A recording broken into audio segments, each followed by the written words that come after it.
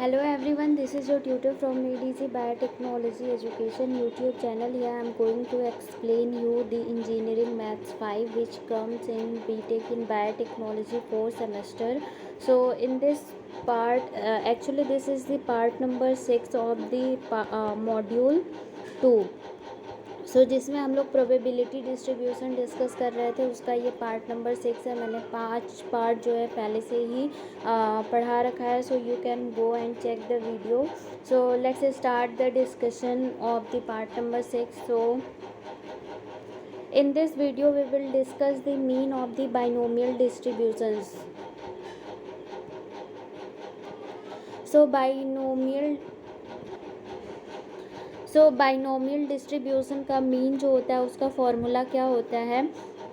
तो सबसे पहले हमारा एक बेसिक फार्मूला होता है q प्लस पी की पावर n. जब होता है तो इसका फॉर्मूला होता है q to the power n plus n C one q to the power n minus one p one plus n C two q to the power n minus two p two up to the n plus p n. तो ये हमारा जो है formula होता है q plus p to the power n का.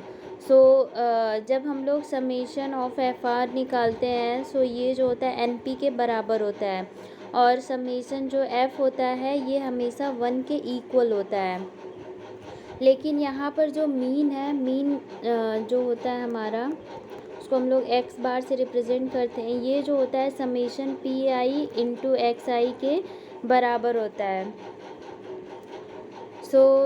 Mean को हम लोग अगर यहाँ पे कैलकुलेट करना चाह रहे हैं in the terms of f r, यहाँ पे mean x bar is equal to summation f r upon summation f. और समेशन एफ की वैल्यू जो है 1 होती है and summation f r is equal to the n p upon 1. तो हमारा जो मीन होगा वो एन पी हो जाएगा. So from here we can get a conclusion that the mean for the binomial distribution is equal to the multiplication of n and p. अब हमारा जो फॉर्मूला होता है बाइनोमियल डिस्ट्रीब्यूशन का तो वो p होता है probability is equal to N C R P to the power are Q to the power n minus r.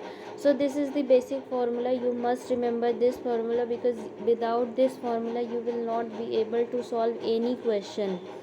So ये हो गया हमारा बाइनोमियल डिस्ट्रीब्यूशन का फॉर्मूला. और मीन का फॉर्मूला हमारा mean is equal to n p होता है. और मीन का फॉर्मूला जो होता है हमारा ये भी होता है summation of P I x I. So you must remember both of the formula. So let's see a question over that formula. So find the mean of the binomial distribution B. यहाँ पे 4,1/3 दिया हुआ है. मैंने पहले discuss किया था तो वहाँ पे बताया था जब कोई भी चीज़ जो है कॉमा करके दी रहती है. बाइनोमियल डिस्ट्रीब्यूशन को हम लोग इस तरीके से भी रिप्रेजेंट कर सकते हैं. तो यहाँ पे हमारा जो n की वैल्यू हो जाएगी वो 4 हो जाएगी एंड p की वैल्यू जो है वो 1/3 हो जाएगी. यहाँ से हम लोग n की वैल्यू पता चल गई एंड p की वैल्यू पता चल गई.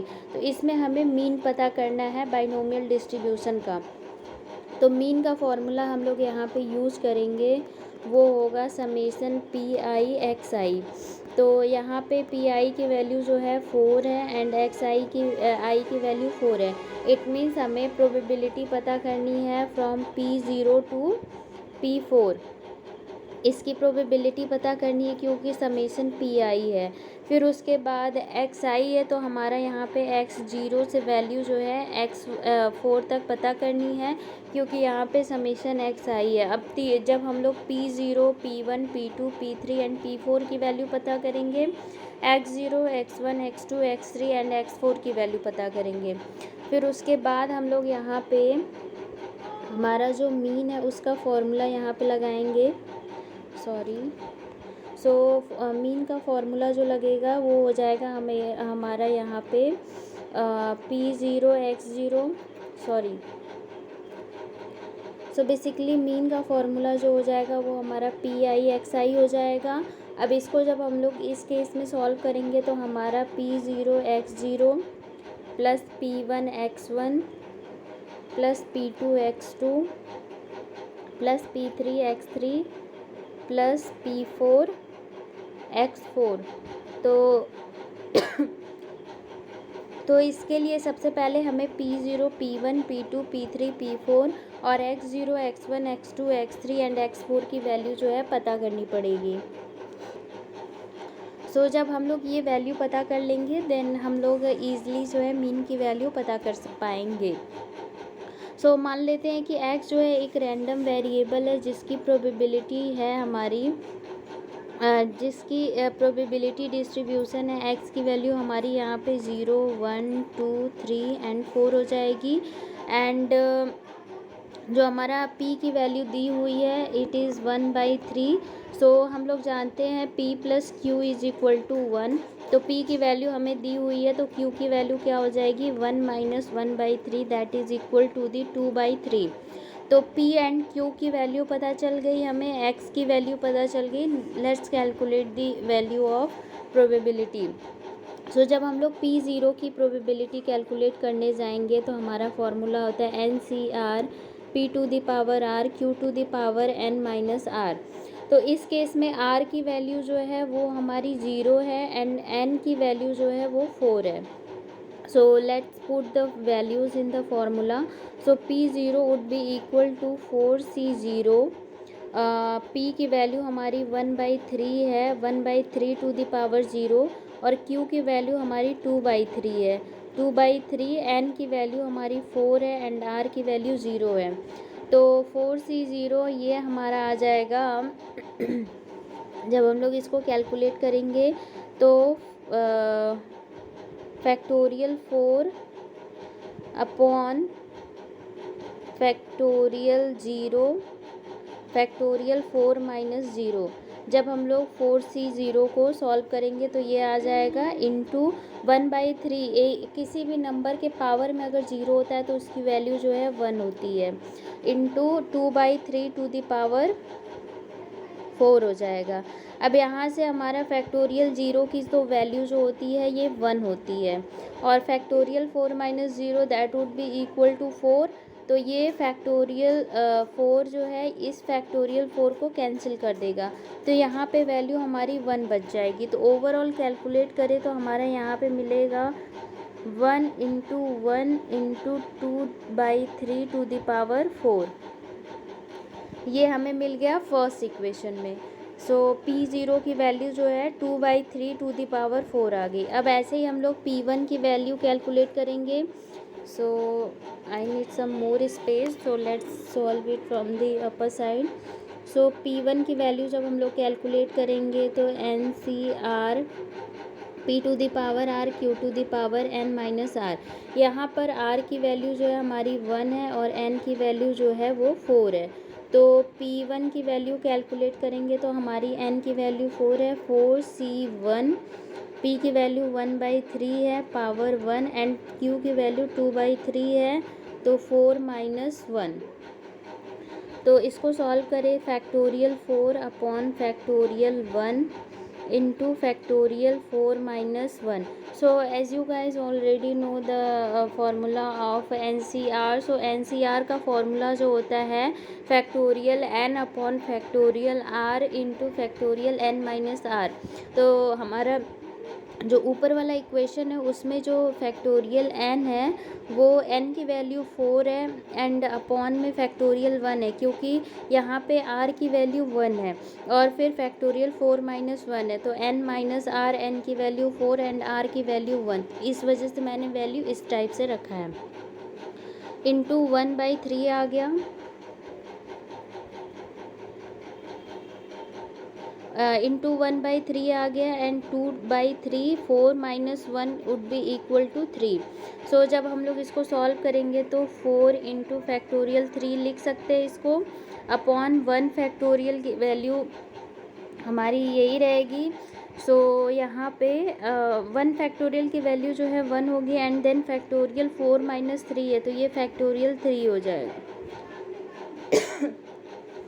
फिर है हमारा 1/3 इंटू 2/3 की पावर 3। अब फैक्टोरियल 3 एक दूसरे को कैंसिल आउट करेंगे। यहाँ पे हमें वैल्यू मिलेगी 4/3 इंटू 2/3 का होल क्यूब। अब ये हमारा P1 की वैल्यू है। ऐसे ही हम लोग P2 की वैल्यू भी कैलकुलेट करेंगे, P3 की वैल्यू कैलकुलेट करेंगे एंड P4 की वैल्यू कैलकुलेट करेंगे। सो मैंने यहाँ पर जस्ट फॉर्मूला लिख रखा है, मतलब कैसे अरेंज करेंगे, एंड देन हम लोग जो है NCR की वैल्यू कैलकुलेट करेंगे। मैंने यहाँ पे डायरेक्टली रख के भी सॉल्व करना बता दिया है, which would take less time as compare to this. So you can keep the values in that formula directly and you can get out your answer. So यहाँ पे जब हम लोग वो 4C0 की वैल्यू निकालेंगे तो ये 1 आ जाएगी, 4C1 की वैल्यू 4 आ जाएगी. 4C1 की वैल्यू 4 कैसे आएगी, let me explain you. So 4C1 है तो ये हमारा late me solve by writing the formula. So NCR की वैल्यू जो होती है N/R N-R ये होती है. तो 4C1 you just have to put the value. So N की वैल्यू यहाँ पर जो है वो 4 है और R की वैल्यू जो है वो 1 है and N-R would be equal to 4 - 1. So इससे हमारा आ जाएगा फैक्टोरियल 4 अपॉन में हमारा फैक्टोरियल 3 हो जाएगा. सो फैक्टोरियल 4 को हम लोग 4 फैक्टोरियल 3 अपॉन फैक्टोरियल 3 लिख सकते हैं. ये 3 कैंसिल हो जाएगा तो हमारी वैल्यू जो है वो 4 आ जाएगी. सो ऐसे ही सॉल्व करेंगे हम लोग फॉर्मूले को यूज करके. तो हमारा 4C0 जो है ये 1 के इक्वल होगा, 4C1 4 के इक्वल होगा, 4C2 जो है वो 6 के इक्वल होगा, 4C3 जो है ये इक्वल होगा 4 के.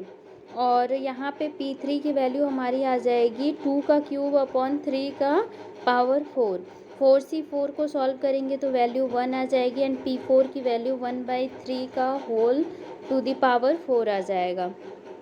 सो इस तरीके से हमारा आ गया X0 X1 X2 X3 and X4 की वैल्यू. सो हमारी X0 की वैल्यू 0 है, X1 की वैल्यू 1 है, X2 की वैल्यू 2 है, X3 की वैल्यू 3 है एंड X4 की वैल्यू जो है ये 4 है. और अगर हम लोग P0 की वैल्यू सॉल्व किए थे तो हमें मिला था 2/3 होल टू द पावर 4, ये हमें मिला था. फिर P1 की वैल्यू जो है हमें 2 to the power 4 upon 3 to the power 4.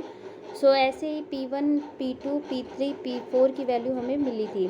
सो जब हम लोग मीन निकालेंगे तो ये हमारा समेसन Pi xi के बराबर हो जाएगा. That would be equal to P0 x0 plus P1 x1 plus P2 x2 plus P3 x3 plus P4 x4. So जब हम लोग पूरी वैल्यू रख के कैलकुलेट करेंगे तो हमारा जो मीन होगा 108/81 आ जाएगा. So you must calculate the value of P0 to P4 and then after put the values in the formula. Then after you will surely get the result.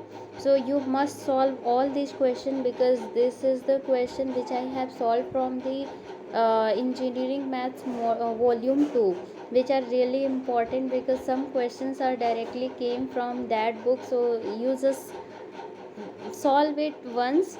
If you don't have time, so solve it once and then skip, because if you solve any question for one time only, so that is also enough because it will create a concept into your mind.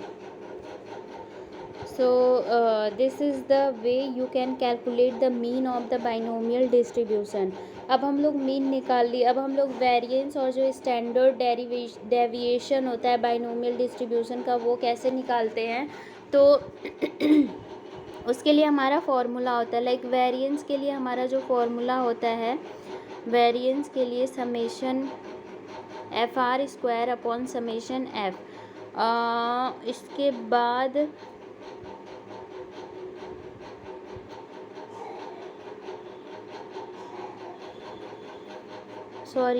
यहाँ पर variance का formula होता है summation FR² upon summation F minus summation FR upon summation F to the whole square. और summation FR upon summation F is equal to the mean. So mean जो होता है हमारा मीन जो होता है हमारा वो NP के इक्वल होता है। सो इसको हम लोग let me solve it once again. So variance is equal to summation FR square upon summation F minus summation FR upon summation F to the whole square and summation FR upon summation F is mean and mean की value जो होती है वो NP होती है। सो यहाँ पर हम लोग लिख सकते हैं summation FR square upon summation F को N square P square plus NPQ, फिर उसके बाद ये है हमारा summation FR upon summation F that is equal to the NP square.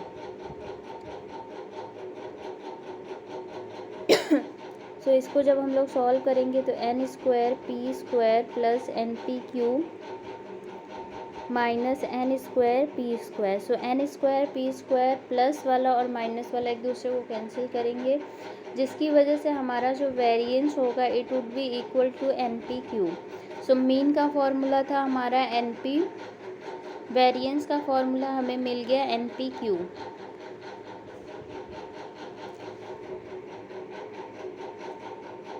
सो ये वेरिएंस का फॉर्मूला हो गया। स्टैंडर्ड डेविएशन का फॉर्मूला क्या हो गया? सो हम लोग जो है square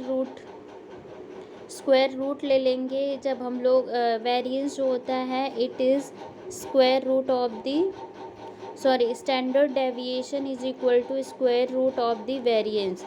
so this is a very common formula. So standard deviation is the square root of the variance. So variance की वैल्यू NPQ है तो standard deviation would be equal to root over NPQ। So these are the formula which you can use to solve the question. Sometimes एक ही question में आपको जो है तीनों चीज़ calculate करने को बोल देगा, mean, variance and standard deviation. So there you can use this formula to get out your answer. So I'm just writing all this formula at one place. So mean का फॉर्मूला जो होता है वो NP होता है, variance का formula जो होता है NPQ होता है एंड जो स्टैंडर्ड डेविएशन का फॉर्मूला होता है वो रूट ओवर NPQ होता है एंड हम लोग स्टैंडर्ड डेविएशन को सिग्मा से रिप्रेजेंट करते हैं।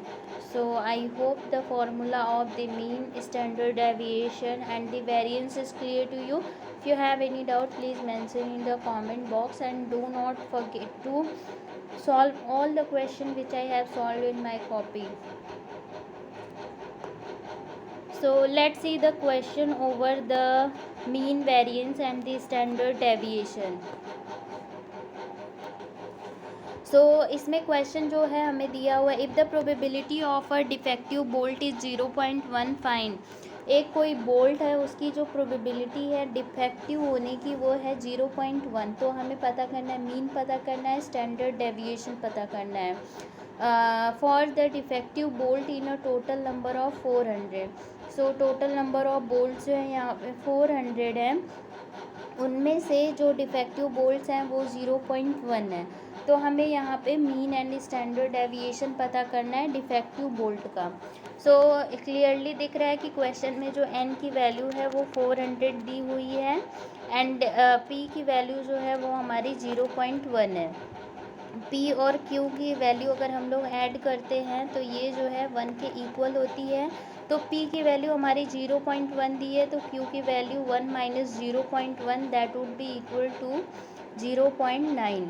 सो p, q एंड n की वैल्यू हमें पता चल गई। अब हम लोग कैलकुलेट करते हैं। सो मीन का फॉर्मूला जो होता है mean is equal to NP। n की वैल्यू हमारी 400 है, क्वेश्चन में दी हुई है, p की वैल्यू 0.1 है, तो हमारा जो वैल्यू आ जाएगा मीन का 40 आ जाएगा। और अगर स्टैंडर्ड डेविएशन पता करना है so that would be equal to root over NPQ। अब n की वैल्यू हमारी यहाँ पर 400 है इंटू p की वैल्यू 0.1 इंटू 0.9। जब इसको हम लोग सॉल्व करेंगे तो root over 30 so standard deviation की वैल्यू √36 आएगी। इसका मतलब जब हम इसको सॉल्व करेंगे तो हमारे स्टैंडर्ड डेविएशन की वैल्यू 6 आ गई। So this is the way you can solve the mean variance and the standard deviation. अब है हमारा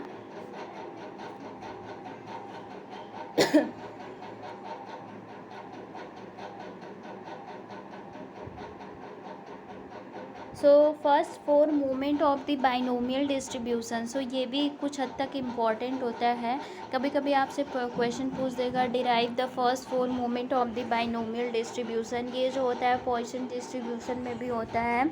सो you can go through the formula and you can derive the formula as well. So first movement जो होता है it is about the origin. तो यहाँ पे हमारा जो फर्स्ट मोमेंट होता है μ1 डैश से रिप्रेजेंट करेंगे तो हमारा ये होगा summation r is equal to 0 to the n।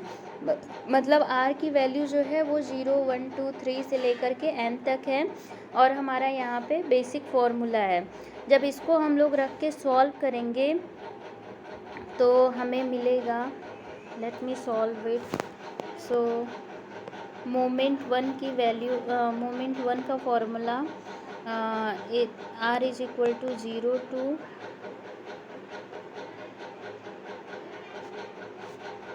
To n।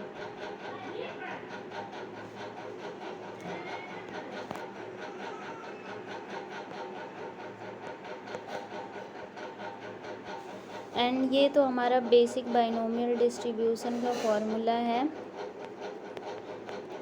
सो फिर जब हम लोग इसको सॉल्व करेंगे तो हमारा यहाँ पे summation n r is equal to 0, N C R की वैल्यू जब रखेंगे तो factorial n upon factorial r n minus R p to the power r q to the power n minus are.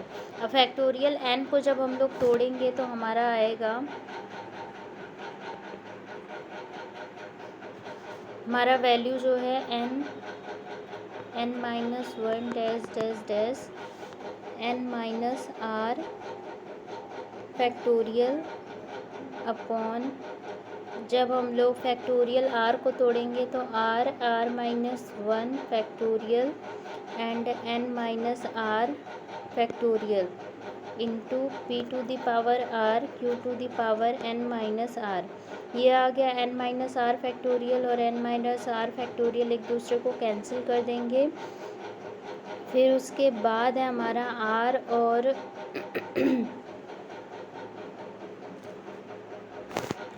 फिर उसके बाद था हमारा is equal to the summation r is equal to 0 to n। अब हम लोग यहाँ तक सॉल्व कर लिए थे। लाइक हमारा जो n माइनस आर फैक्टोरियल एक दूसरे को कैंसिल कर दिया था एंड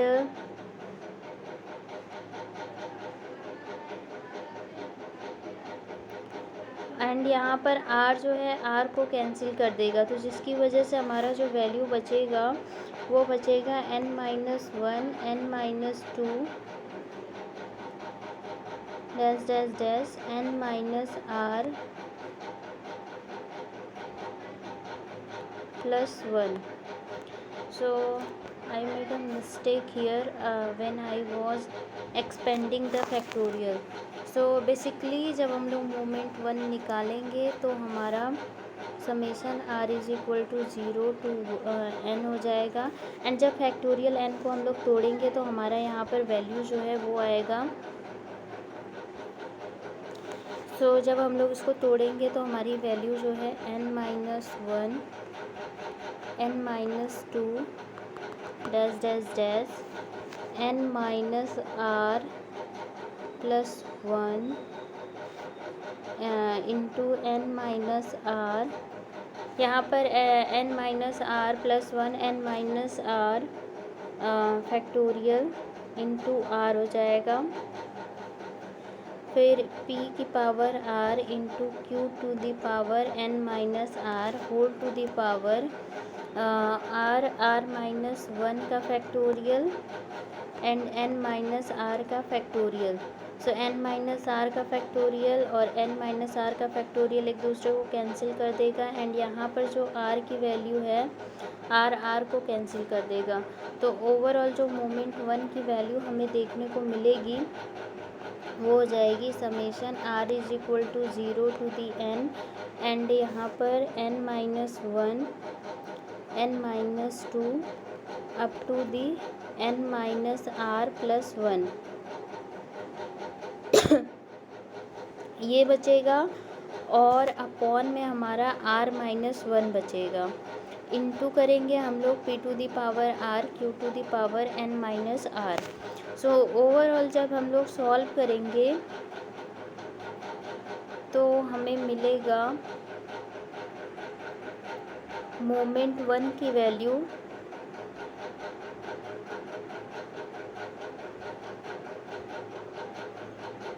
यहाँ से हम लोग n को कॉमन कर लेंगे and summation r is equal to 0 to n minus 1 n minus 1 c r minus 1 p to the power r minus 1 and q to the power n minus r। So ये हो जाएगा हमारा np q plus q to the power n minus 1। अब q plus q to the power n minus 1 ये जो है हमारा 1 के इक्वल हो जाएगा, तो मोमेंट 1 की वैल्यू जो है हमें वो np मिल जाएगी। सो you can just remember the formula also. So moment 1 की वैल्यू जो है मीन के बराबर है, दैट इज़ np। मोमेंट 2 की वैल्यू जो है n minus is equal to n minus 1 P square plus N P. और मोमेंट 3 की वैल्यू जो है n minus 1 n minus 2 P cube plus 3 n minus 1 P square plus N P. And moment 4 की value जो है वो है n minus 1 n minus 2 n minus 3 P to the power 4 6 n minus 1 n minus 2 p q plus 7 n minus 1 P square plus N p. So अगर हम लोग इसका derivation करें तो डेरिवेशन बहुत बड़ा होगा and you will not also somewhere you will get confused. So just remember the formula, it might be asked in your 2 mark question. So moment 1 is np, moment 2 moment 3 and moment 4। इसका जो है formula भी याद कर लेते हो, that is more than enough. Now binomial expression, अगर let's suppose in 2 mark question the question is asked about like write a binomial expression, then what you should write? So you should write this formula like p plus q to the power n is equal to nc 0 p to the power 0 q to the power n minus 0 plus nc 1 p to the power 1 q to the power n minus 1 up to the pn। So this is the binomial expression. अब है हमारा question, if mean and the variance of a binomial distribution are 4 and 2 then find the probability. So अगर mean और variance जो है किसी binomial distribution का 4 and 2 दिया हुआ है तो हमें प्रोबेबिलिटी पता करनी है। कब पता करनी है? जब हमें एग्जैक्टली 2 सक्सेस मिलें, लेस दैन 2 सक्सेस के लिए, एंड थर्ड है हमारा at least 2 success and find the first moment at the origin. So see here the question is asked about the moment of origin. So first moment of origin is np। So mean जो है हमें np दिया हुआ है, variance जो है npq दिया हुआ है। सो जब हम लोग इसको सॉल्व करेंगे तो हमें ज़रूर कुछ ना कुछ चीज़ें मिलेंगी। सो मीन जो है हमें 4 दिया हुआ है and variance that is npq 2 दिया हुआ है। सो इसको डिवाइड कर देते हैं तो np को कैंसिल, 2 2 जा 4, 1/q is equal to 2, it means q is equal to 1/2। q की वैल्यू हमें 1/2 मिल गई, इट मीन्स p की वैल्यू जो है वो भी 1/2 होगी क्योंकि p is equal to 1 minus q। So हमें p एंड q की वैल्यू तो पता चल गई और यहाँ से हम लोग n की वैल्यू पता कर सकते हैं। Like np is equal to 4 दिया हुआ है और p की वैल्यू हमारी जो है 1/2 है। सो n की वैल्यू जो है हमारी 4 into two that is 8। So n की वैल्यू 8 हो गई, p की वैल्यू 1/2 हो गई एंड q की वैल्यू भी जो है 1/2 हो गई। So you can use that values to solve the question. So हमारा जो फर्स्ट पार्ट में पूछा था प्रोबेबिलिटी ऑफ एग्जैक्टली 2 सक्सेस, तो 2 सक्सेस के लिए हमारी प्रोबेबिलिटी पूछा है, एग्जैक्टली 2 सक्सेस। तो हम लोग यहाँ पे P2 पता करेंगे। So P2 is equal to n, पहले हम लोग फार्मूला लिखते हैं NCR P to the power R Q to the power n minus R। तो यहाँ पे हमारा n की वैल्यू जो है 8 है और R की वैल्यू 2 है एंड P जो है हमारी वो 1/2 है, तो 1/2 to the power 2 and Q की वैल्यू भी 1/2 है n minus R। So n की वैल्यू 8 है, R की वैल्यू 2 है। तो इसको सॉल्व करें, factorial 8 upon factorial 2 factorial 8 minus 2 into 1/2 to the power 2 और 1/2 to the power 8 minus 2 is equal to 6। Factorial 8 को हम लोग लिख सकते हैं 8 इंटू 7 इंटू फैक्टोरियल 6 अपॉन यहाँ पे 2 इंटू 1, यहाँ पे फैक्टोरियल 6 हो जाएगा एंड 1/2 की पावर 2 है एंड 1/2 की पावर 6 है, तो ये जुड़ जाता है जब मल्टीप्लिकेशन हो सेम नंबर का पावर में, तो यहाँ पे एडिशन होता है 6 to 8 हो जाएगा एंड फैक्टोरियल 6 एक दूसरे को कैंसिल आउट कर देंगे एंड 2 4 जा 8। सो ये हमारा आ जाएगा 4 into 1/2 to the power 8। So let's solve it. So factorial of exactly 2 probability of exactly 2 success would be equal to 4 into 1/2 to the power 8। अब इसको सॉल्व किए तो 4 into 1/2 into 1/2 into 1/2 into 1/2 into 1/2 into 1/2 into 1/2 into 1/2, तो 4 2 cancel हो जाएगा, तो 2 जा 4 2 जा 8 2 जा 16 2 जा 32 2 जा 64।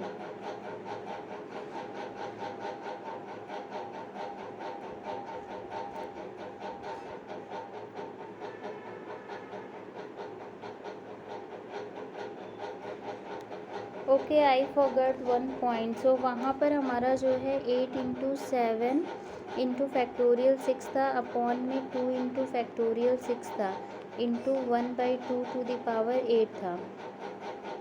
सो ये 2 4 जा एंड ये 6 से कैंसिल, सो 4 7 जा 28, या फिर इसको हम लोग लिख सकते हैं 4 इंटू 7 इंटू 1/2, ये जो है हम लोग 8 टाइम लिखेंगे।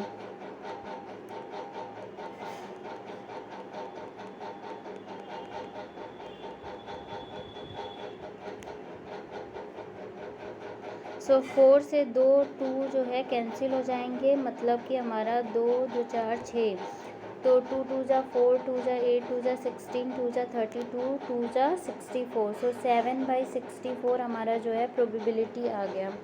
सो probability of getting exactly 2 success would be equal to 7/64। अब है हमारा probability of getting less than 2 success. So यहाँ पे लेस दैन 2 सक्सेस है, मतलब हमें 2 से कम वाले प्रोबेबिलिटी कैलकुलेट करनी है। सो 2 से कम तो 1 होगा और 0 होगा। सो यहाँ पे हम लोग प्रोबेबिलिटी पता करेंगे, x की वैल्यू 0 होगी और जब p की वैल्यू जो है, जब x की वैल्यू 1 होगी, दोनों की प्रोबेबिलिटी निकाल करके हम लोग जो है इसको जोड़ देंगे, then we will get the probability of success when less than 2। तो जब हम लोग probability of getting success when x is equal to 0, तो यहाँ पर हमारा 8c0 p to the 1/2 to the power 0 1/2 8 minus 0। So यहाँ से हमारा factorial 8 upon factorial 0 into factorial 8 minus 0 into 1/2 to the power 0 is 1 and 1/2 to the power 8। तो ये cancel हो जाएगा, हमारा बचेगा 1/2 टू द पावर 8। ऐसे ही हम लोग P1 के लिए कैलकुलेट करेंगे तो हमारा आ जाएगा 1/2 to the power 5। So probability of getting success when x is less than 2, तो ये हो जाएगा 1/2 to the power 8 plus 1/2 to the power 5, that would be equal to 1/2 to the power 8 plus 5 13।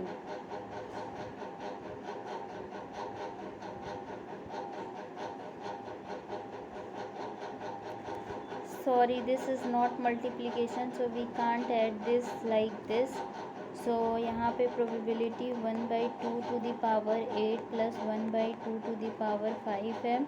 so यहाँ से 1/2 to the power 5 को common कर लेंगे तो हमारा बचेगा 1/2 to the power 3 plus 1, so 1/2 to the power 5, 1/2 की power cube that is 1/8 plus 1, so 1/2 to the power 5, ये आ जाएगा 8 plus 1 9/8।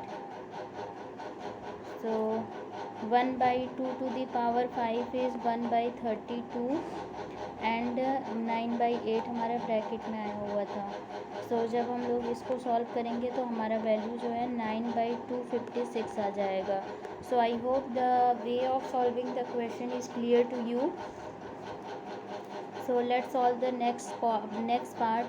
so here the probability for at least 2 success, so at least कम से कम 2 सक्सेस होने चाहिए, ज़्यादा से ज़्यादा कितने भी हो सकते हैं, तो अप टू n ज़्यादा से ज़्यादा हो सकते हैं। so at least 2 का मतलब कि 2 तो होना चाहिए, तो P2 तो पता करेंगे ही हम लोग, फिर इसके बाद हम लोग जो है n तक पता करेंगे।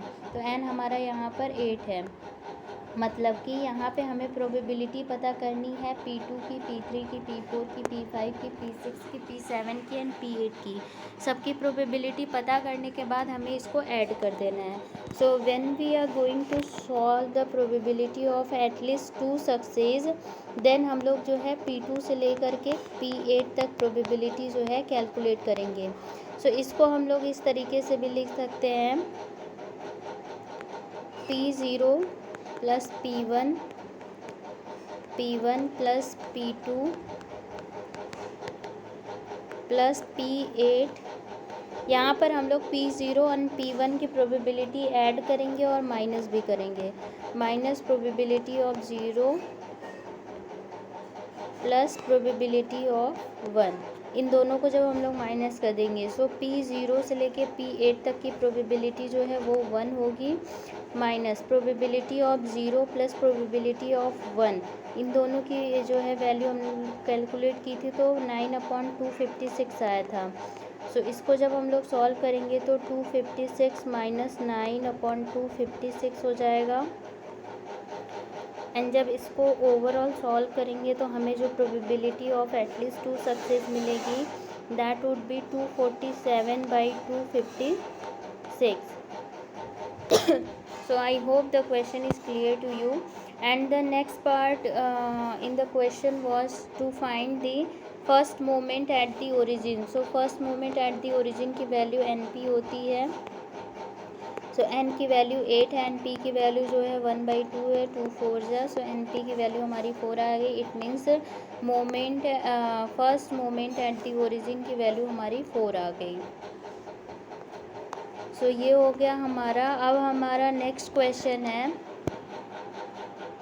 so fit a binomial distribution for the following data and compare the theoretical frequency with the actual ones।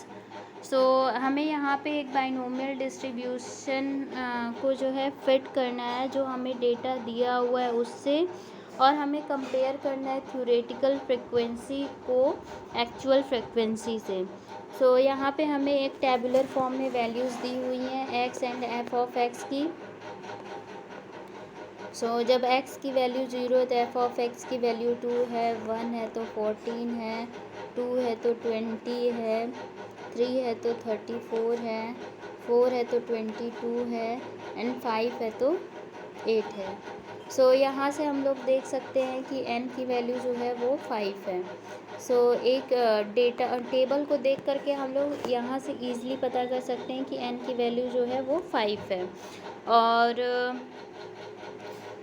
So n की वैल्यू 5 है। और जब हम लोग समेशन fi करेंगे तो ये हो जाएगा हमारा 2 + 14 + 20 + 34 + 22 + 8 2 4 16 16 20 36 36 34 36 4 40 40 370 70 22 92 and 8 that is equal to the 100। So summation fi की वैल्यू हमारी 100 आ गई। अब यहाँ से हम लोग क्या करेंगे कि समेशन fi जो होता है ये कैपिटल N के बराबर भी होता है। So summation fi is equal to capital N that is equal to the 100। अब है हमारा मीन। तो मीन का जो फॉर्मूला होता है summation fi upon summation fi xi upon summation fi। सो समेशन fi xi जब हम लोग कैलकुलेट करेंगे, so let me solve this. So summation fi xi solve करेंगे तो यहाँ पर एफ ज़ीरो की वैल्यू जो है 0 × 2 ये जो है 0 के बराबर हो जाएगी। एंड x1 f1 की वैल्यू जो है ये हो जाएगी 1 × 14 that is equal to the 14। और x2 f2 की वैल्यू कैलकुलेट करेंगे तो हमें मिलेगी 2 × 20 that is equal to the 40। और जब हम लोग कैलकुलेट करेंगे x3 f3 की वैल्यू तो ये हो जाएगी हमारी 3 × 34 दैट इज़ 3 4 ज़ा 12 एंड 3 3 ज़ा 9 1 10। और जब हम लोग इसकी कैलकुलेट करेंगे x4 f4 की तो ये हो जाएगी 22 × 4 दैट इज़ 88। और इसकी कैलकुलेट करेंगे तो x5 f5 सो ये हो जाएगी 8 × 5 सो 40। सो हमने जो है xi fi ये इसकी मतलब x0 f1 से लेकर के x5 f5 तक वैल्यू कैलकुलेट कर लिए। अब हमें मीन निकालना है तो मीन के लिए समेशन fi xi हमें देखना पड़ेगा। सो समेशन fi xi में summation x0 f0 x2 f2 मतलब x0 f0 + x1 f1 + x2 f2 + x3 f3 + x4 f4 + x5 f5 इसकी वैल्यू को हमें ऐड करना है। तो x0 f0 की वैल्यू जो है वो हमारी 0 है। x1 f1 की वैल्यू जो है वो 14 है। x2 f2 की वैल्यू जो है ये 40 है। x3 f3 की वैल्यू जो है 102 है। x4 f4 की वैल्यू जो है वो 88 है। एंड x5 f5 की जो वैल्यू है वो जो है हमारी 40 है। अपॉन समेशन में fi समेशन में fi की वैल्यू जो है वो हमारी 100 थी। सो मीन की वैल्यू कैलकुलेट करेंगे तो हमारी वैल्यू जो है वो 284/100 आ जाएगी। इट मीन्स हमारी मीन जो है वो 2.84 के बराबर है। सो हमने टैबुलर डेटा से सबसे पहले n की वैल्यू कैलकुलेट की, फिर समेशन ऑफ fi कैलकुलेट किया, फिर हम लोगों ने जो है मीन कैलकुलेट किया। अब मीन हमारा जो है 2.84 आ गया। और यहाँ से हम लोग जो है p की वैल्यू पता करेंगे। सो मीन का फॉर्मूला जो होता है np होता है। So np is equal to 2.84 p की n की वैल्यू हमारी 5 है तो 5 × p इज इक्वल टू 2.84 तो p की वैल्यू जो होगी 2.84 डिवाइडेड बाई 5 हो जाएगी। सो इसको जब हम लोग सॉल्व करेंगे तो p is equal to so p की वैल्यू जो है ये हो जाएगी 2.84 डिवाइडेड बाई 5।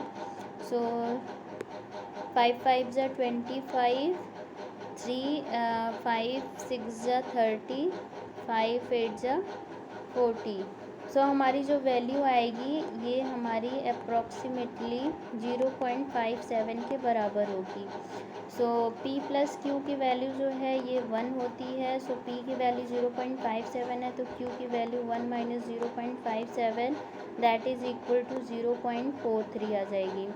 सो हम लोग जो है P की वैल्यू कैलकुलेट कर लिए, Q की वैल्यू कैलकुलेट कर लिए, N की वैल्यू कैलकुलेट कर लिए एंड जो मीन है उसकी वैल्यू भी कैलकुलेट कर लिए। So let's solve the question.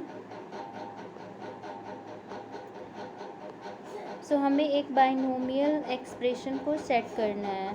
सो जो बाइनोमियल एक्सप्रेशन फिट करेंगे हम लोग वो है n P plus Q to the power n की वैल्यू हमारी जो है वो 100 दी हुई है, P की वैल्यू 0.57 प्लस Q की वैल्यू 0.43 एंड n की वैल्यू n। सो हम लोगों ने एक बाइनोमियल एक्सप्रेशन को फिट कर दिया। अब हमें कंपैरिजन करना है actual frequency and calculated frequency के, sorry theoretical and the actual frequency के बीच में। सो जो हमारी एक्चुअल फ्रिक्वेंसी है वो तो 2 है, मतलब x0 के लिए जो एक्चुअल फ्रिक्वेंसी है वो 2 है, x1 के लिए जो एक्चुअल फ्रिक्वेंसी है 14 है, x2 के लिए 20 है, x3 के लिए 34 है, x4 के लिए 22 है एंड x5 के लिए 8 है। अब इसका हम लोग जो है थ्योरेटिकल फ्रिक्वेंसी निकालते हैं। सो फ्रिक्वेंसी निकालने के लिए सेम फार्मूला हम लोग यूज़ करेंगे एज ऑलवेज बाइनोमियल डिस्ट्रीब्यूशन का।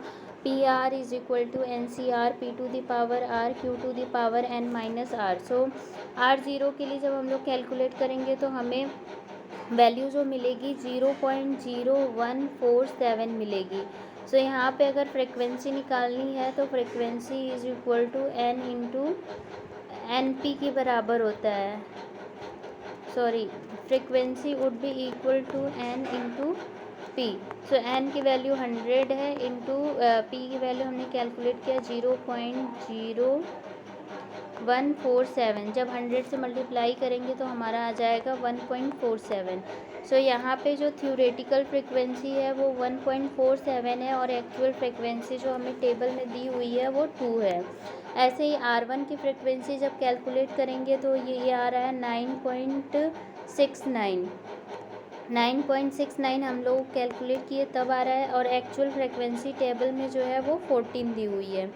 ऐसे ही हम लोग R2 की भी फ्रिक्वेंसी निकालेंगे। R2 की जब फ्रिक्वेंसी निकालेंगे तो हमारा आ जाएगा 25.28 और एक्चुअल फ्रिक्वेंसी जो टेबल में दी हुई है दैट इज़ एक्चुअल फ्रिक्वेंसी हमें 20 दी हुई है। सो थ्योरेटिकल फ्रिक्वेंसी हमारी आ गई 25.28 एंड ये 20। तो इन दोनों का डिफरेंस देखें तो हमारा 5.28 का डिफरेंस आ रहा है। ऐसे ही हम लोग R की वैल्यू 3 के लिए जब निकालेंगे फ्रिक्वेंसी तो ये आ जाएगा 34.92 और 34.22 और जो एक्चुअल फ्रिक्वेंसी हमें टेबल में दी हुई है दैट इज़ 34। R4 के लिए मतलब R की वैल्यू जब 4 है उस टाइम पे जब हम लोग प्रोबेबिलिटी की वैल्यू निकालेंगे तो ये आ जाएगी 0.2268 और फ्रिक्वेंसी की वैल्यू 22.68 आ जाएगी और जो हमें एक्चुअल फ्रिक्वेंसी दी हुई है दैट इज़ 22। सो ये दोनों जो है काफ़ी क्लोज है एक दूसरे से, इट मीन्स करेक्ट है। और फिर उसके बाद हमारा R5 के लिए जब निकालेंगे मतलब जब R की वैल्यू 5 होगी तो उस टाइम पे हमारी प्रोबेबिलिटी 0.0601 आ जाएगी एंड F की वैल्यू मतलब फ्रिक्वेंसी की वैल्यू जो है वो 6.01 आ जाएगी और एक्चुअल फ्रिक्वेंसी हमें 8 दी हुई है। So this is the comparison between the theoretical and the actual frequency. I hope everything is clear to you. Let's move ahead with the discussion of the new question. So here in this question, find the binomial distribution when mean is 5 and variance is 10/3. So हमें इसमें mean and variance दिया हुआ है and हमें पता करना है binomial distribution को। सो मीन जो है हमारा मीन जो होता है एन पी के बराबर होता है, एन पी की वैल्यू 5 है, वेरिएंस की वैल्यू एन पी क्यू इसकी वैल्यू 10/3 है। सो इसको जब हम लोग सॉल्व करेंगे तो N P Q upon N P is equal to 10⁵/3/5 ये हो जाएगा। एन पी एक दूसरे को कैंसिल कर देंगे and Q is equal to 10/3 × 5। So 5 2 ज़ा, so Q is equal to 2/3 आ गया। P is equal to 1 - 2/3 that would be equal to 1/3। P Q की वैल्यू पता चल गई हमें। अब हमें NP मतलब NP की वैल्यू 5 दी हुई है, P की वैल्यू हम लोगों ने निकाला 1/3 इज इक्वल टू 5। तो N की वैल्यू जो है हमारी वो 15 हो जाएगी। सो NP Q की वैल्यू हमें पता ही चल गई। तो P when x is equal to R would be equal to NCR P to the power R Q to the power N - R। So N की वैल्यू 15 है, 15 CR P to the power R Q to the power 15 - R। तो हम लोग जो है binomial distribution हमारा ये होगा जब मीन एंड वेरिएंस हमें क्वेश्चन में दिया हो। So in this way you can find the binomial distribution. So let's move ahead with the discussion of some important questions. So this is really important for your 2 marks question. So central moment about the mean. So हम लोग जो है moment about origin देखे थे, उसमें हमारा first moment जो NP था, फिर second third and fourth moment तक हम लोगों ने देखा था। अब हम लोग जो है यहाँ पे सेंट्रल मोमेंट देखेंगे with respect to the mean. So mean के रिस्पेक्ट में हम लोग सेंट्रल मोमेंट की वैल्यू देखते हैं कि कैसे निकाली जाती है।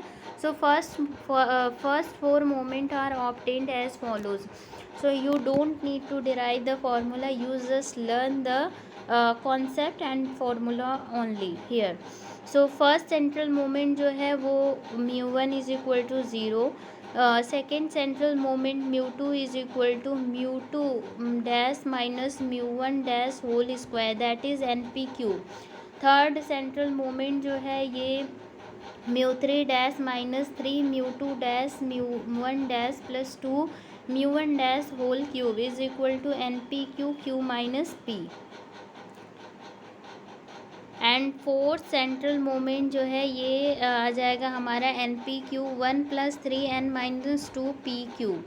सो ये रहा हमारा central moment. So you can just learn the formula and the most important thing I would say is you should remember the first moment like about the origin, about the mean.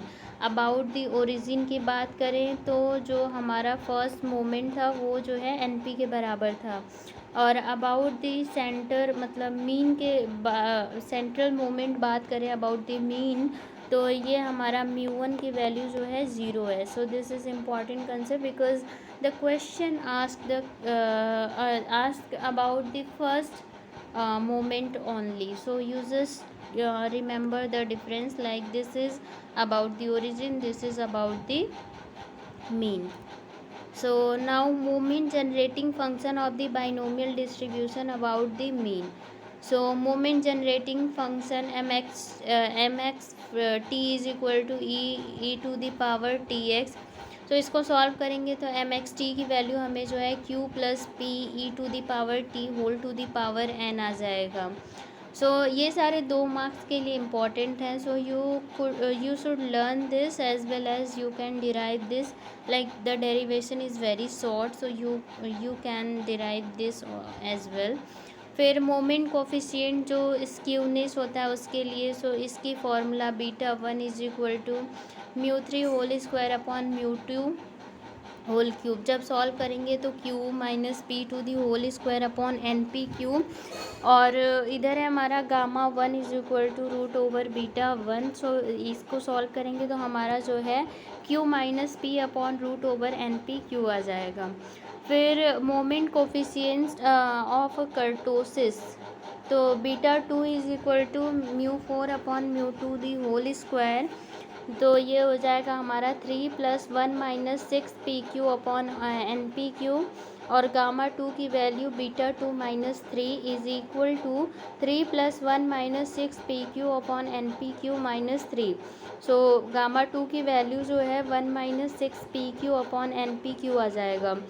So this is a little bit typical parts, but you can remember the formula. Like if the question ask about the like just ask the question the moment generating function of a binomial distribution, so you can just write this formula also, like mxt is equal to q plus p e to the power t whole to the power n and then moment coefficient of skewness. So यहाँ पर मैंने कुछ derive नहीं किया हुआ, I just written the formula.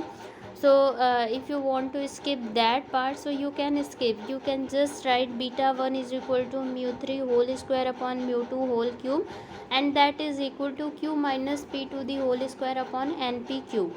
ऐसे ही gamma 1 की भी लिख सकते हैं आप value. End moment coefficients of kurtosis, so skewness and kurtosis sometime it is important, but if you are not getting it, so you can skip it also। So skip it because most of the question is from the binomial distribution and the Poisson distribution as well as the normal distribution, so you can skip this also। End moment coefficient of kurtosis, यहाँ पे beta 2 और gamma 2 की value जो है आपको पता होनी चाहिए।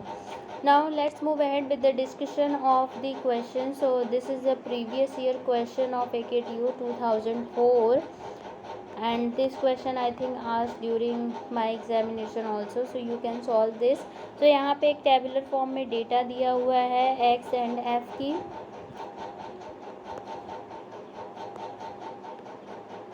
सो हमें इस टेबल से मीन एंड वेरिएंस पता करना है।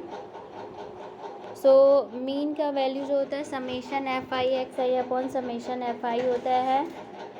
एक्स आई की वैल्यू जो है वो एक्स की वैल्यू 0 1 3 एंड 4 दी हुई है, और एफ़ की वैल्यू 28 62 10 एंड 4 दी हुई है। तो यहाँ से हम लोग एफ आई एक्स आई की वैल्यू कैलकुलेट कर लेंगे।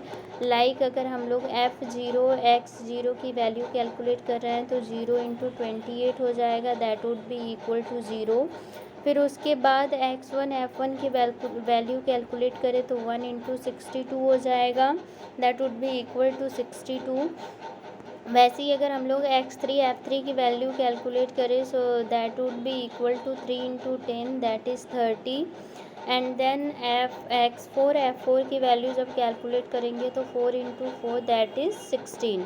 तो समेशन एफ आई एक्स आई की वैल्यू जब कैलकुलेट करेंगे तो पूरे का एडिशन करेंगे तो हमारा 0 प्लस 62 प्लस 30 प्लस 16, सो ये हमारा जो है 108 के इक्वल आ जाएगा। और समेशन एफ करेंगे तो हमारा आ जाएगा 104। अब यहाँ से हम लोग जब मीन को कैलकुलेट करेंगे सो हमारा मीन जो होता है वो summation F I x I upon summation F I. So summation F I x I 108 and summation F I 104। तो मीन का वैल्यू जो होता है वो NPB होता है। सो n की वैल्यू हम लोग टेबल से देख सकते हैं 4 है, तो p की वैल्यू हमारी जो है 108/104 इंटू 4 हो जाएगी। जब सॉल्व करेंगे इसको तो हमें वैल्यू जो है मिलेगी, p की वैल्यू जो है हमें मिलेगी 0.2595। सो p की वैल्यू हमें मिल गई 0.2595। तो p plus Q is equal to 1 होता है, तो q की वैल्यू 1 माइनस 0.2595। सो q की वैल्यू हमारी 0.74 सो Q की वैल्यू 0.7405 आ जाएगी। सो P एंड Q की वैल्यू कैलकुलेट हो गई हमारी। अब हम लोग एक बाइनोमियल डिस्ट्रीब्यूशन में इस वैल्यूज़ को फिट करेंगे तो हमें मिलेगा P x is equal to are is equal to N C R P to the power are Q to the power N minus are. So N की वैल्यू हमारी आई हुई थी 4 C R P to the power are Q to the power 4 minus R. अब यहाँ पे P and Q की value क्या है, सो 4 CR, पी की value 0.2595 to the power are, Q to the value, q की value 0.7450 to the power 4 minus are. So एक binomial distribution की फिटिंग भी यहाँ पर हो गई हमारी। अब हमें टू फाइंड द प्रोबेबिलिटी, हमें प्रोबेबिलिटी पता करनी है, तो x की वैल्यू जो है 0, 1, 3, 4 रखेंगे। मीन की वैल्यू जो है हमें NP होती है, so NP is equal to 1.038 हो जाएगी। एंड वेरिएंस की जो वैल्यू है it is equal to the NPQ, that is equal to 0.768639। So mean and variance has been calculated for this particular question. So I hope the way of solving the question is clear to you. Let's move ahead with the discussion of new topic. So here finally we have ended the binomial distribution completely, and this is the most major part of this module. If you understand this very well, then you can easily score 10 to 20 marks over this module only. And let's discuss the Poisson distribution. So Poisson distribution ये भी important है, क्योंकि binomial distribution, Poisson distribution and normal distribution, इन तीनों से 2 या 3 question जो है एग्ज़ाम में आएंगे, और 10 मार्क्स के 2 क्वेश्चन तो फिक्स हैं। और उसमें भी if I am not wrong, binomial distribution से मेजर क्वेश्चन होते हैं, but you can't escape the Poisson as well as the normal distribution part.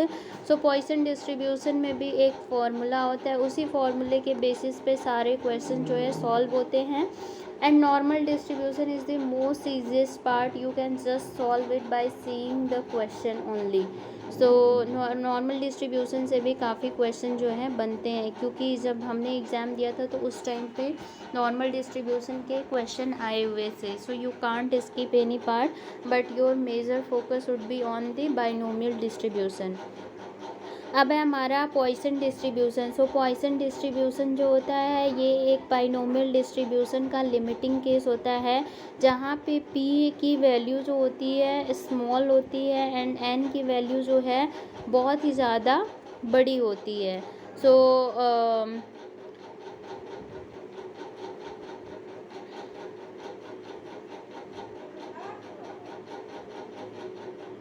So basically Poisson distribution जो होता है ये एक लिमिटिंग केस होता है बाइनोमियल डिस्ट्रीब्यूशन का, जहाँ पे n की वैल्यू जो है बड़ी होती है।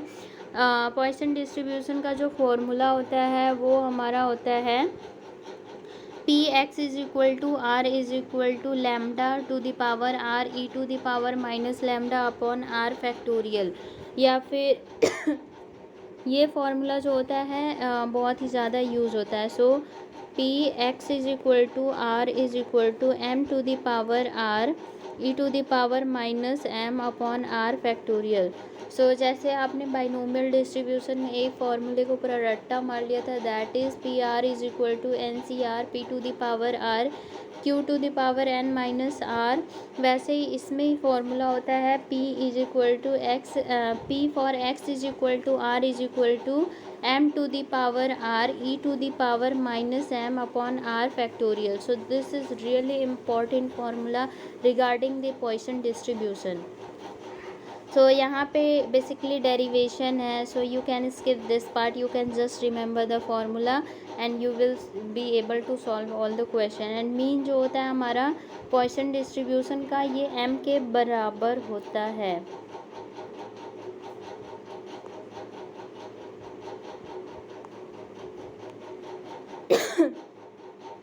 सो मीन जो होता है पॉइसन डिस्ट्रीब्यूशन का वो m होता है, मीन जो होता है वो n होता है, m होता है।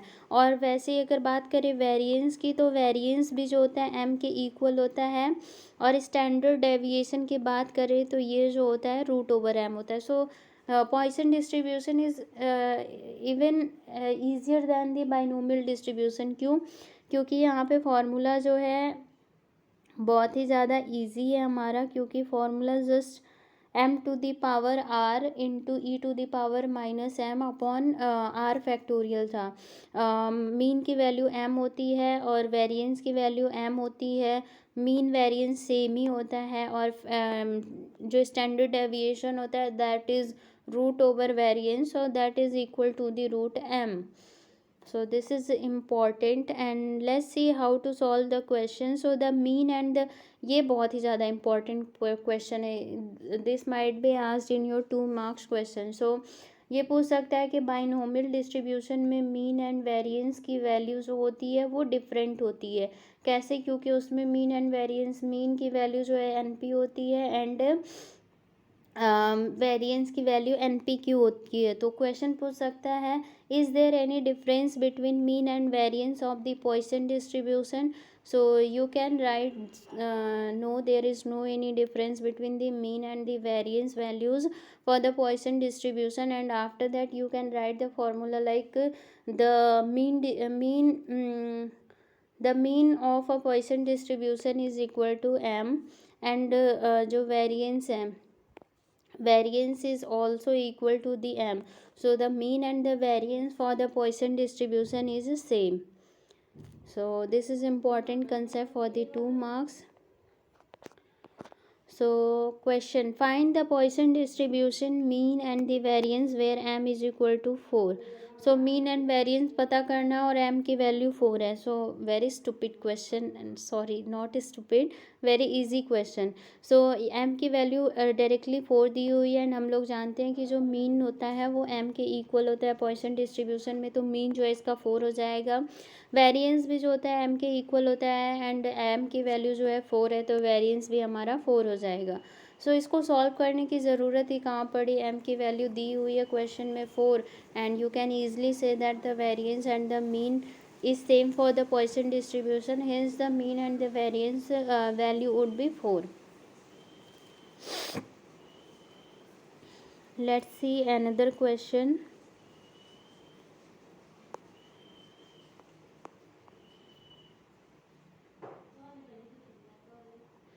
Okay,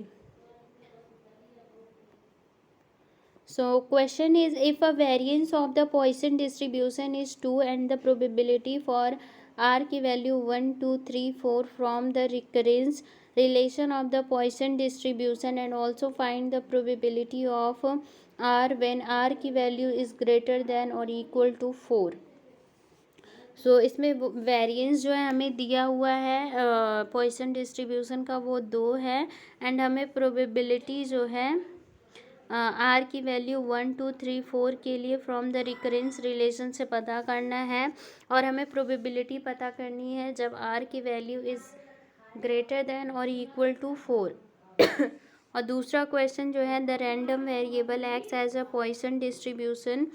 सो कोई रैंडम वेरिएबल एक्स है जिसका पॉइसन डिस्ट्रीब्यूशन है, जब जब एक्स की वैल्यू 1 है तब प्रोबेबिलिटी जो है 0.01487 है।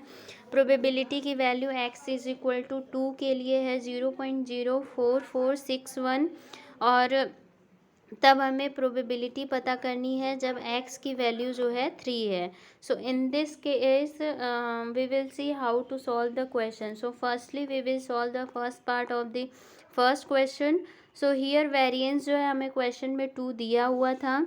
So P R plus 1 is equal to m upon are plus 1 p into r, ये जो है रिकरेंस रिलेशन होता है पॉइसन डिस्ट्रीब्यूशन का।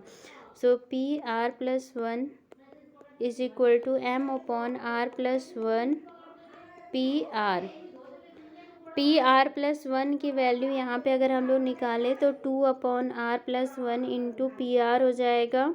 अब हम लोग पी आर की वैल्यू कैलकुलेट करते हैं फॉर 0 1 2 एंड 3। सो जब हम लोग आर की value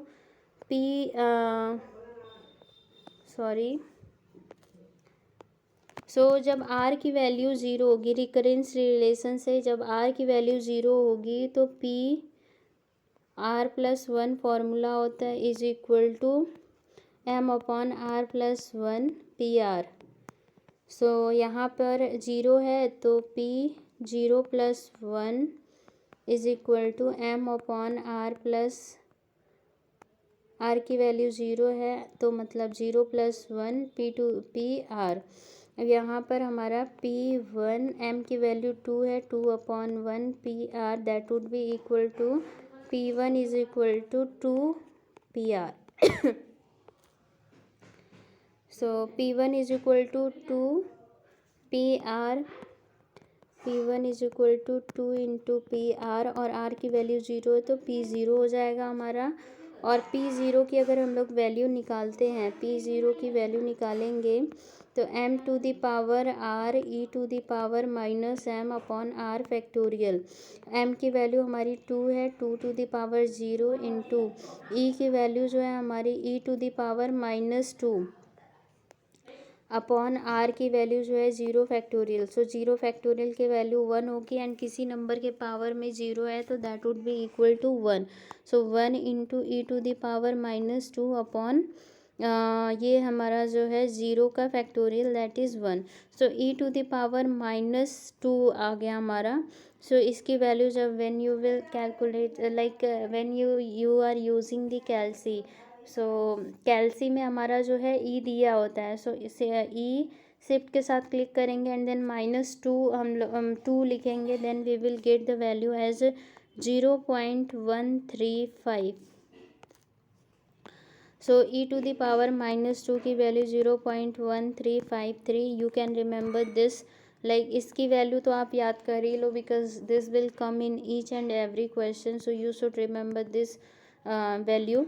So when you will calculate e to the power -2 then you will get the value as 0.1353। तो P1 की वैल्यू हमारी 0.1353 आ गई, सॉरी P0 की वैल्यू 0.1353 आ गई। और हम लोगों ने P1 की वैल्यू कैलकुलेट की थी, तो ये था हमारा 2 into E to the power -2, तो ये आ गया हमारा 2 इंटू 0.1353। सो इसको कैलकुलेट किए तो 0.2706 आ गया।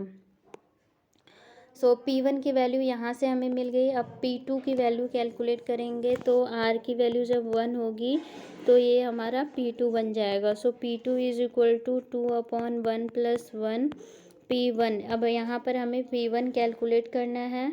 सो P1 की वैल्यू ऑलरेडी हम लोग फर्स्ट स्टेप में निकाल लिए हैं, तो यहाँ पर बस वैल्यू रखनी है। तो 2/2 P1 की वैल्यू जो है 0.2706 है, 2 को कैंसिल कर देगा तो 0.2706 आ गया।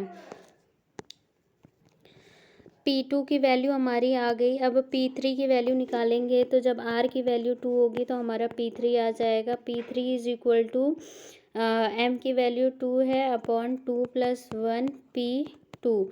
P2 की वैल्यू हम लोगों ने ऑलरेडी कैलकुलेट कर रखी है, तो 2/3 into 0.2706।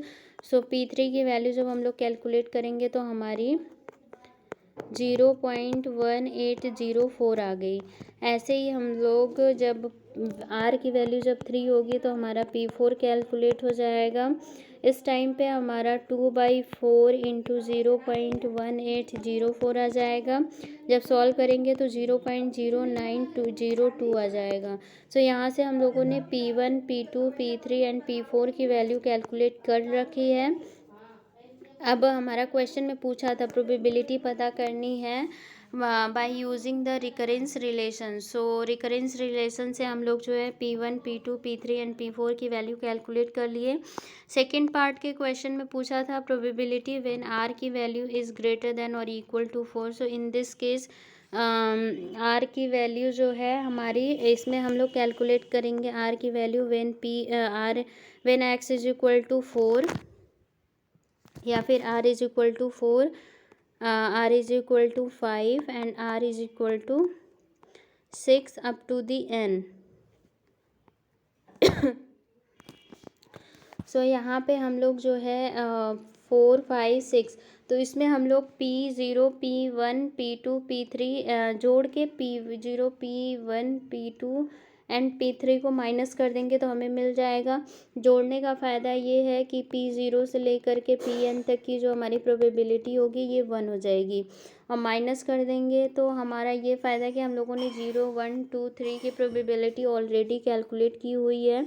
So probability 1 minus P0 की हमने कैलकुलेट की थी 0.1353, P1 की 0.2706, P2 की वैल्यू जो है 0.2706 प्लस P3 की वैल्यू जो है 0.1804।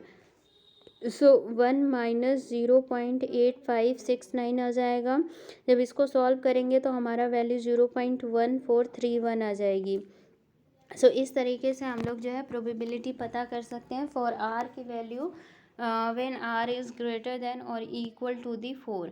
सो इस क्वेश्चन में 2-3 चीज़ें बहुत ही ज़्यादा इम्पॉर्टेंट है। फर्स्ट पार्ट इज़ सबसे पहला तो फॉर्मूला जो है हमारा पी आर का formula is equal to M to the power R into E to the power minus M upon are factorial, ये मोस्ट इम्पॉर्टेंट है। फिर सेकेंड है हमारा mean is equal to variance is equal to M, और हमारा recurrence relation के तौर पे अगर प्रोबेबिलिटी पता करनी है तो P R is equal to M upon are plus 1 P R. इस तरीके से हम लोग रिकरेंस रिलेशन से प्रोबेबिलिटी पता कर सकते हैं। And then after you can calculate the probability for whatever the values of R is given in the question.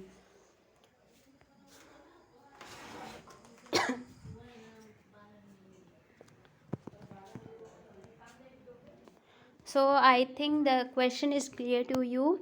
Let's move ahead with the discussion of the another question. So यहाँ पर question दिया हुआ था हमारा part 2 वाला, not part 2, this is basically a separate question. So यहाँ पर random variable x के लिए पॉइसन डिस्ट्रीब्यूशन की वैल्यू दी हुई है प्रोबेबिलिटी की। सो पी की वैल्यू दी हुई है जब एक्स की वैल्यू 1 है और पी की वैल्यू दी हुई है व्हेन एक्स की वैल्यू 2 है। तो हमें प्रोबेबिलिटी पता करनी है जब एक्स की वैल्यू जो है 3 है। सो इस केस में हम लोग देखते हैं कैसे प्रोबेबिलिटी को पता करेंगे। So let's move ahead with the solution. So Px1 की वैल्यू दी हुई है, Px2 की वैल्यू दी हुई है, फिर Px3 की वैल्यू कैलकुलेट करनी है। सो हम लोग जानते हैं Px1 is equal to M to the power R into E to the power minus M upon are factorial. Px1 की वैल्यू हमें दी हुई है 0.01487 is equal to m1 E to the power minus M upon 1 factorial.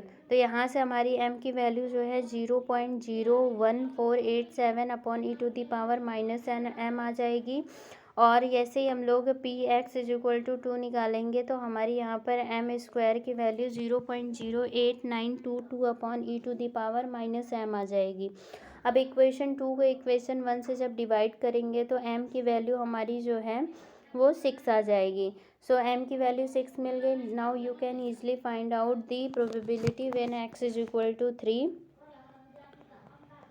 सो ये हो जाएगा हमारा m to the power r upon E to the power minus m upon r factorial.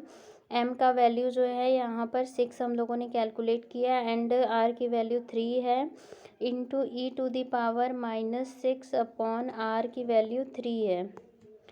सो 6 का क्यूब जो है 216 हो जाएगा and E to the power minus 6 upon 3 2 जा 6 6 1 जा 6।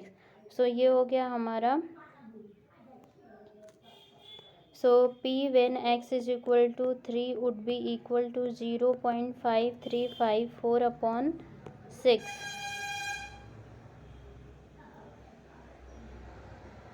and the value would be 0.089।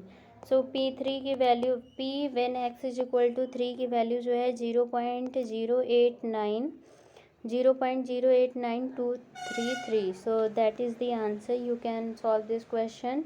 I will provide the PDF in the description box as well as in the comment box. If you have any doubt, please go through the notes. Now moment generating function for the Poisson distribution. So P R की value जो होती है e to the power minus m to the power r upon are factorial.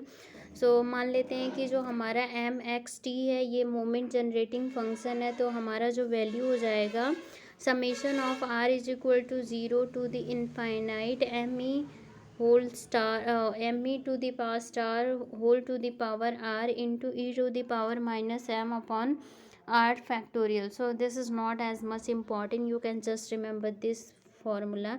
mxt is equal to e to the power m to the e to the power m e t minus 1. अब है हमारा recurrence relation for the Poisson distribution. So इसका derivation है ये. You can derive the relation as well, but the most important thing is to remember the formula.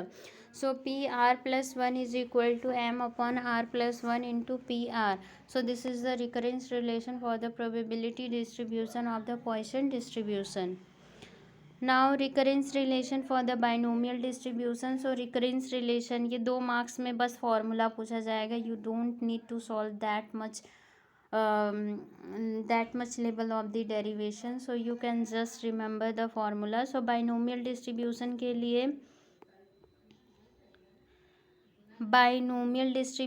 के लिए अगर हम लोग देखें तो रिकरेंस रिलेशन का फॉर्मूला जो होता है हमारा वो होता है P R is equal to root over N upon N P R is equal to N C R P to the power are Q to the power N minus R होता है. और जब इसको हम लोग तोड़ेंगे फैक्टोरियल को तो हमारा factorial N upon factorial R into factorial N minus R into P to the power R into Q to the power N minus R हो जाएगा. सो इसको जब हम लोग सॉल्व करेंगे तो हमारा जो वैल्यू आएगा वो आएगा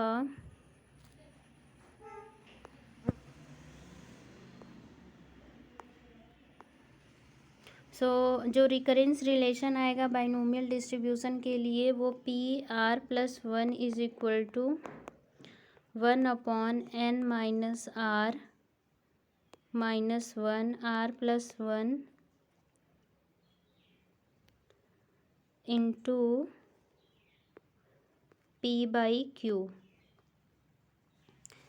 या फिर बाइनोमियल डिस्ट्रीब्यूशन के लिए हमारा जो रिकरेंस रिलेशन होगा P are plus 1 is equal to 1 upon N minus R minus 1 R plus 1 into P by Q into P R. ये बाइनोमियल डिस्ट्रीब्यूशन के लिए रिकरेंस रिलेशन है. और यही अगर हम लोग पॉइसन के लिए देखें तो P R plus 1 is equal to M upon are plus 1 into P r. So recurrence relation का question I think Poisson distribution पर ज़्यादा आता है as compare to the binomial distribution. So you can remember both of the formula for the 2 marks question. Now the question is here. So suppose 3% of the bolts made by a machine are defective. कोई machine जो है bolts बना रही है उसका 3% जो bolts हैं वो डिफेक्टिव हैं. जो डिफेक्ट आ रहे हैं is occurring at the random during the production. वो रैंडमली डिफेक्ट्स आ रहे हैं. ऐसा कुछ नहीं कि इस नंबर वाला जो बोल्ट प्रोड्यूस होगा वो जो है ख़राब होगा या सही होगा. So randomly 3% of the bolts made by a machine are defective.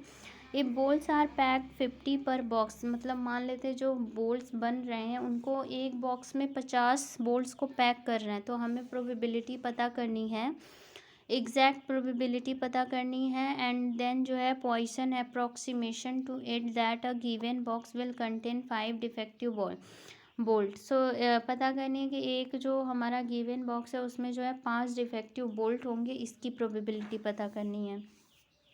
सो यहाँ पे P is equal to success and Q is equal to failure. So P जो है हमारा वो 3% दिया हुआ है. सो P की वैल्यू जो है 3/100 दैट इज़ इक्वल टू 0.03 आ जाएगी. एंड Q की वैल्यू 1 माइनस 0.03 है तो Q की वैल्यू 0.97 आ गई.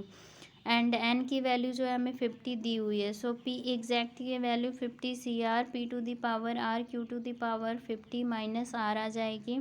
जहाँ पर R की वैल्यू जो है 0, 1, 2 से लेकर के 50 तक है.